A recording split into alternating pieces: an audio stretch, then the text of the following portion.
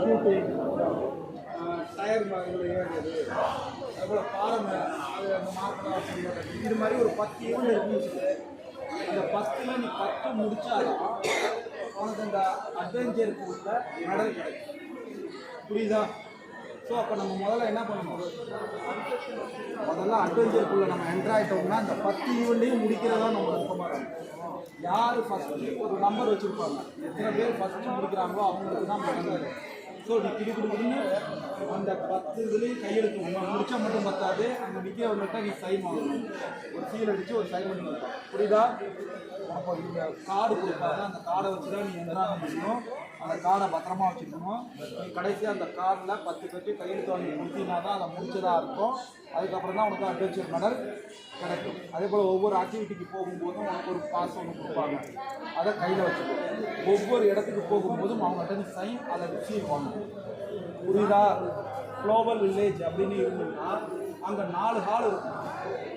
Internet பற்றி சொல்லி கொடுக்குற ஒரு இடத்துல இருக்கும், ஃப்ரெண்ட்ஷிப் பற்றி சொல்லி கொடுக்குற ஒரு இடத்துல இருக்கும், மற்ற விஷயங்கள் சஸ்டைனபிள் ஆக்டிவிட்டீஸ் பற்றி ஒரு இடத்துல இருக்கும்.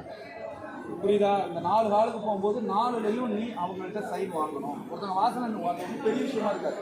நீ உள்ளே போயிட்டு முடிச்சுட்டு வரும்போது டக்கு ஃபீல் பண்ணி கொடுப்பாங்க. நீ அவங்கள பார்த்து வாங்கணும். இது எல்லாத்தையும் விட முக்கியமான விஷயம் சாப்பாடு. நமக்கு அது முக்கியம் இல்லையா? சாப்பாடு டைமில் நம்ம தமிழ்நாடு கேம்ப், சப் கேம்ப், அதில் எங்கெங்க முதல் நாள் போனோடனே உனக்கு தெரிஞ்சு எத்தனை இடத்துல சாப்பாடு கொடுக்குறாங்க. முதல் நீங்கள் 2000 பேர் கொடுத்தீங்க. நாகப்பட்டினத்துலேருந்து போகிறது 24 ஸ்கவுட்டு, 8 கைடு போகிறாங்க. பார்த்துக்கிறதுக்கு போகிறது 4 பேர் போகிறாங்க.